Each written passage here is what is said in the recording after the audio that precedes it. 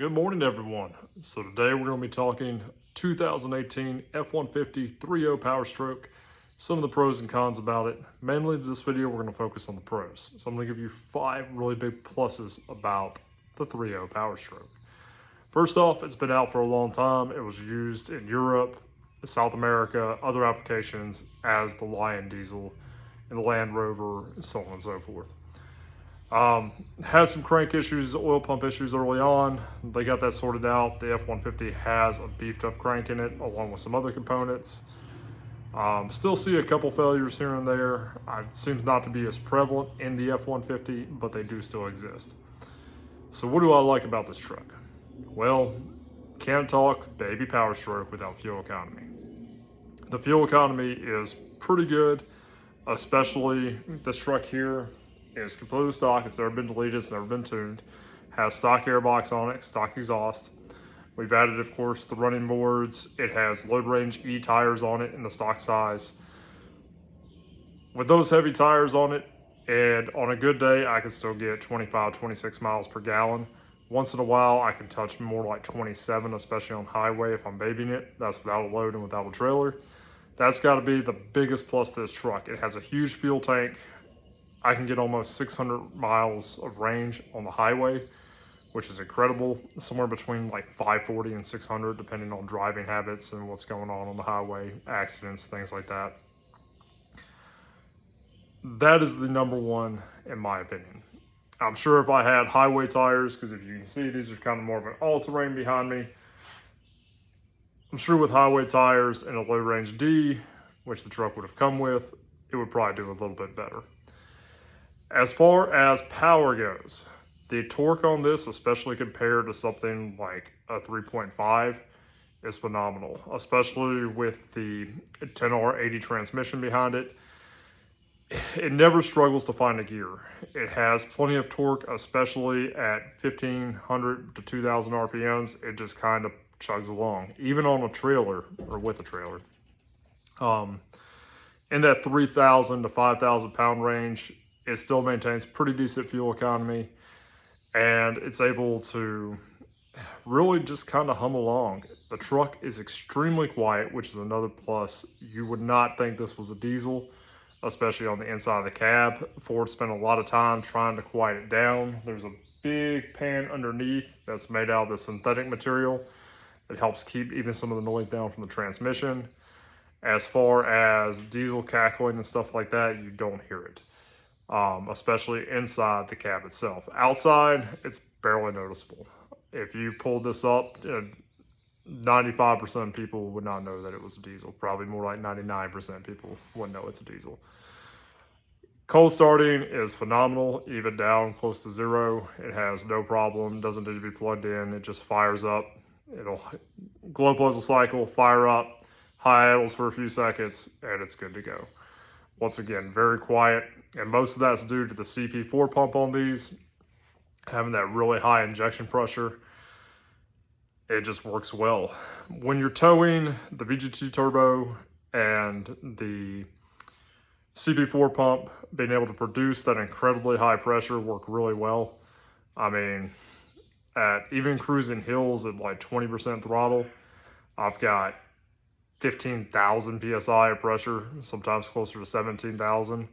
I've got 21, 22 pounds of boost on tap, and that's in like 8th gear, pulling a small hill, you know, I don't know, 1,800 RPMs. And that's the biggest difference between something like this and say a 7.3 Power Stroke. Where on that same hill at 20% throttle, granted this truck's a lot lighter, I would be making, you know, 2 or 3 pounds of boost and cruising at 1,500, 1,600 RPMs. Not really with my foot in it, but, you know, cruising at about 20%. And probably making, from the high pressure oil, probably about 1,500 PSI. Times that by 7 will give you your overall pressure. And that's probably the biggest difference. The injection pressure and being able to get into that boost so much earlier and effortlessly makes this pull just as good as a 7.3 with comparable gearing and comparable tire size. Yeah, that's going to upset some people, I know. But it's the truth of the matter.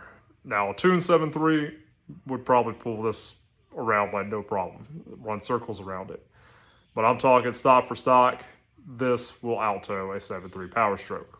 But that doesn't mean that it's going to handle the load the same.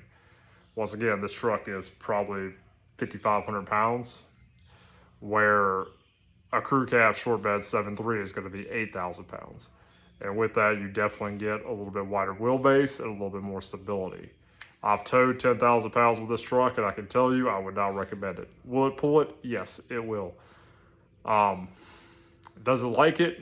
No, not really. It's pretty much at the end of its power range, especially pulling big hills. We live in Virginia, so we encounter a lot of big hills, and it's enough where it can maintain speed on most of them. Some of the steeper secondary ones that are outside of highways and interstates, like on back roads, it did struggle with that weight, and was definitely hitting the point where the EGTs were getting high enough that it was pulling fuel back a little bit. About 1450 is whenever it'll start pulling back the fueling to keep the engine safe. And pulling some of those bigger hills with that 8 to 10,000 pound load, yes, it did hit it. A couple other things I like about it. The tech package on this is incredibly good. It's a Lariat. This is actually a 6-passenger. It has the flip down seat in the middle, so you've got the option of flipping your center console up and having a 6-passenger seat, or you can flip it down and you've got your cup holders and all that good stuff. The heated and cooled seats are awesome in it. The navigation and the cameras, like most of these, are a little finicky. The locking rear differential is always a plus. This has the four-wheel drive or all-wheel drive feature, which is also really nice, especially if we're getting a little bit of snow where we don't quite need four-wheel drive all the time. But when you're in parking lots and stuff, just being able to flip that all-wheel drive switch and just have that option there is nice. This one has 4 scan mods on it. So we've got the Cadillac folding mirrors, which is pretty cool. Whenever I lock the doors, the mirrors fold in. We got rid of the chime with 4 scan, so it doesn't honk the horn if the key's in my pocket and I walk away with the key fob. It doesn't beep at me every time, which is really nice getting the kids loaded. And we've got Bambi mode and a couple of the normal things that people do to these. Nothing really special. We've got the gauge package and being able to monitor transmission temperature is awesome. We've also added a CTS3 to this, so I can watch all my temperatures in real time, including my EGTs, which is always nice. I can see my CAC temperatures, my charge temperatures, my intake air temperatures, obviously my rail pressure for my CP4 pump, all that good stuff. Driving around without a load on it, it's a wonderful truck. It has no problem accelerating and keeping up with traffic. 3.5. A second gen 3.5 EcoBoost is going to run circles around it as far as 0 to 60 in speed. It's not a speed demon. But what I will say is this is an adult truck because it cruises and gets up to speed effortlessly. You don't feel it. It's quiet. The 10 speed, when it's working right, is phenomenal. This truck has 355 gearing in it. And yeah, that's the good news. Now we're going to get into some of the not so great stuff. We got to talk CP4 pumps. These don't seem to suffer from as many issues as the 6.7 Power Strokes do, but it is still a thing. There are some crank failures. It seems to be less common in the F150s compared to where the Land Rover and Jaguars were. Maybe that's due to the little bit different oil pump, the different crank. I believe these have a different water pump on them as well. I know Ford did a couple other things to kind of improve it.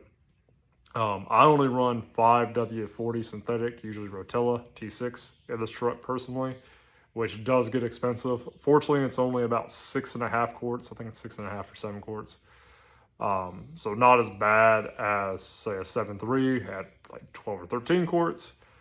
With that being said, 7.3, you just put really T4 or whatever you want in it, or Schaefer's. I know Schaefer's has gotten really popular with some people. They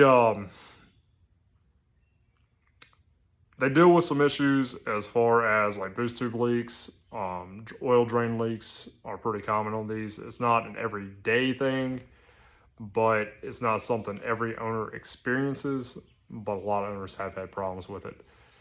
One of the things to be aware of is the fuel pump. The CP4 in the back is ran by a belt on the back of the engine. The cab pretty much has to come off to get to that. And the front timing belt. These are interference motors, so if the timing belt on the front fails, it takes out the motor. A lot of times, most of the guys that know these trucks will tell you if you're going to replace the timing belt, go ahead and do the oil pump. Oil pressure is key to these because they have a variable oil pump in them, and as they get weak, that's when you start getting bearing issues. When you get bearing issues, that's when you start seeing crank failures. So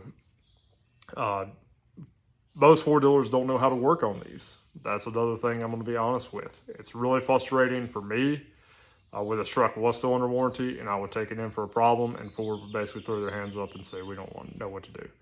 And then when I started pricing timing belts, I couldn't find, I think I called 5 Ford dealers in probably an 80-mile radius, and not a single one of them had a tech that's ever done a timing belt on one of these, and the pricing was wild. It was all over the place. Everything from like $1,500, or sorry, $1,700 was the lowest quote I got, all the way up to, I think, $3,500 just to do the front timing belt and oil pump on it. Our problem was parts availability really wasn't there. It was a mess. And that's really frustrating for a truck that's only a couple years old. Most people are going to tell you to do the timing belt around 150,000 miles or sooner. Ford recommends 150,000, but some of these belts coming off that are in between that 130 and 175,000 mile mark are in really bad shape. If that belt fails, you're looking at a $10,000 engine replacement. That's the reality of it, and something you need to be aware of if you're buying these trucks. You need to make sure the timing belt has been done if it's over 100,000 miles, and if not, you need to factor that into the price of the truck, because it's not cheap and it's not easy to do it yourself unless you are a very, very competent mechanic. There's a bunch of recalls for the rear end. Now there's a recall for the emissions, like every other diesel out there. The wheel bearings on these trucks are lucky to last 100,000 miles. Sorry, there's a lot of guys that have 60, 70,000 miles and have wheel bearing failures. This one actually needs wheel bearings on the front at 108,000, and I'm pretty easy on it. I use it as a truck, but I don't off-road out on four-wheel with it. The fuel filter locations, the one that's down on the rail, the primary filter, isn't too bad.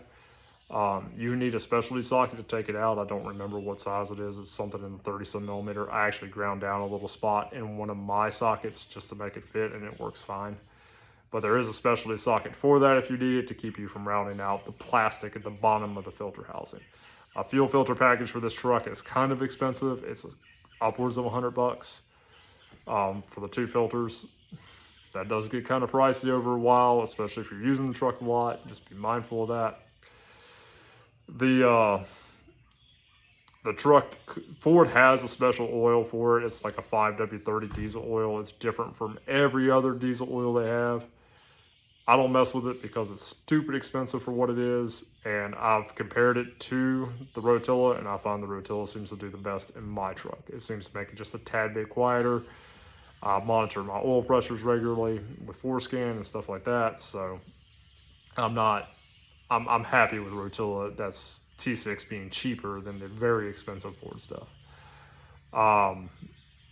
And I run, once again, 540 versus the 530 because I found the 540, especially with towing, seems to do a little bit better.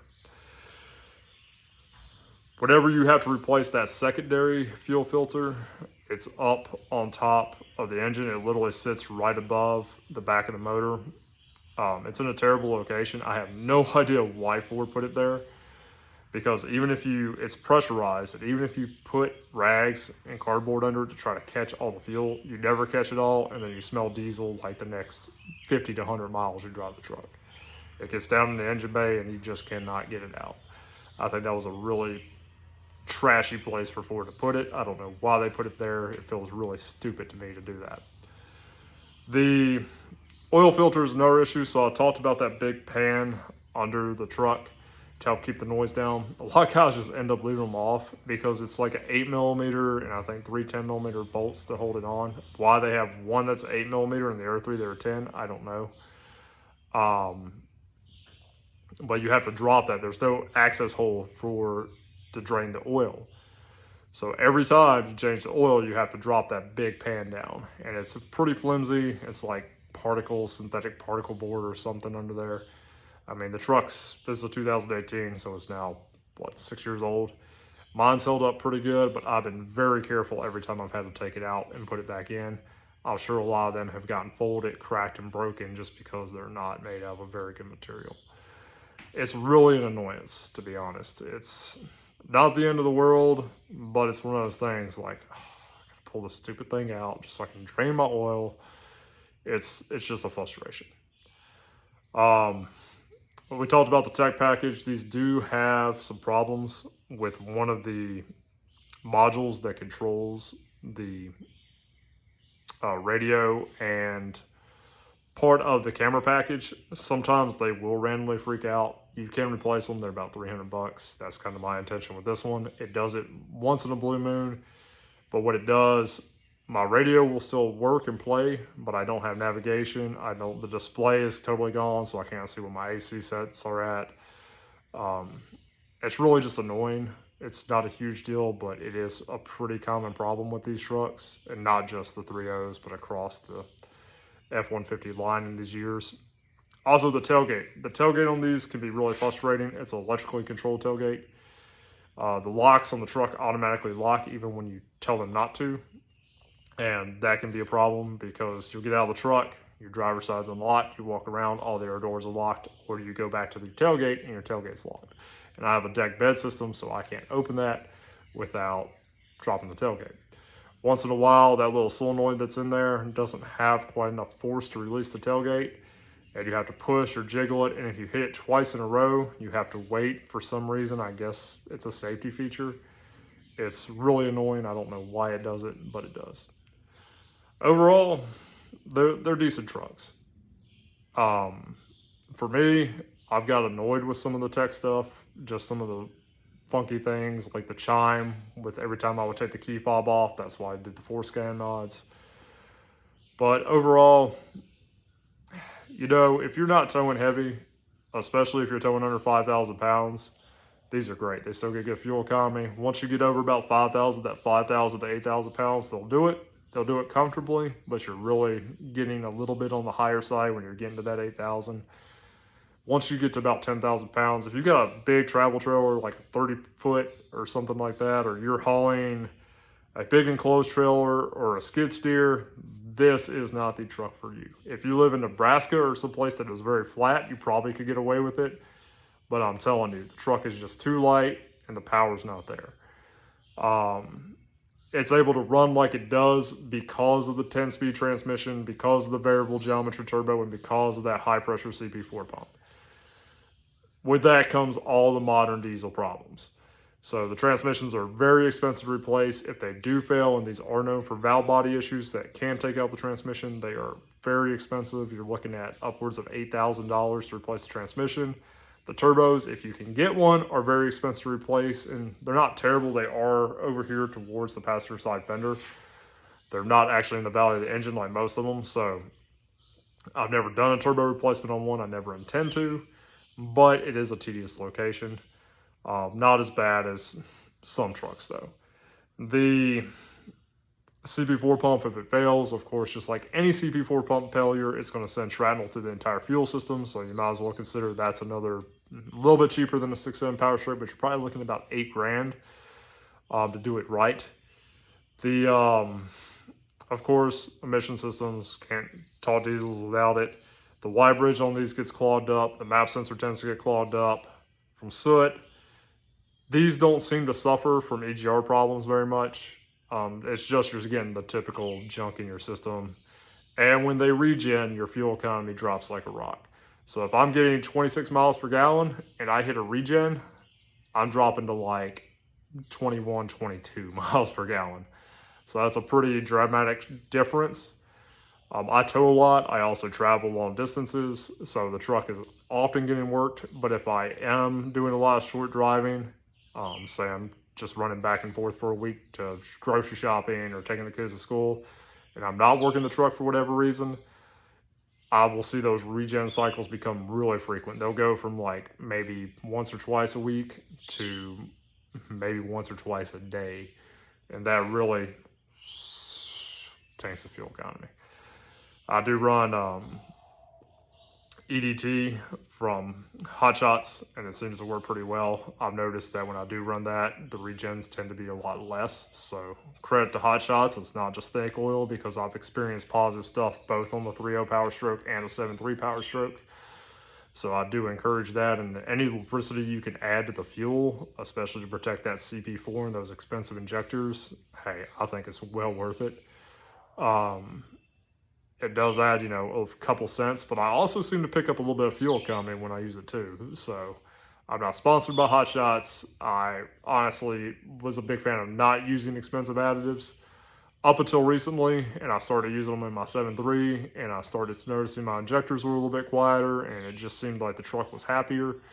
And I started using it in this, and when I did see, once again, less regens and a little bit more fuel economy, so I'm pretty happy there. Overall, guys, I hope this helps. I'm not trying to bash the 3.0 Power Stroke. I'm not trying to make, you know, a complete comparison to a 7.3, but I own both. They're not bad trucks, but I do want owners and potential owners to know what they're getting into. If you're going to have one of these, you've got to keep up with the maintenance. That includes changing your transmission fluid. I would change it every 60 to 80,000 miles, depending on how you're using the truck. You got to change both your fuel filters regularly, you know, at least every other oil change I would recommend, because the CP4s are vulnerable, just like every CP4 is. You got to keep up with good oil changes, but definitely to protect those crank bearings. And then finally, you have to do your timing belts. If you do not, you're going to end up with a very expensive paperweight. Overall, good truck. That's all I can say. As always, guys, if you found this very long video helpful, please like, share, subscribe. Be safe, be kind to your neighbors, all the way.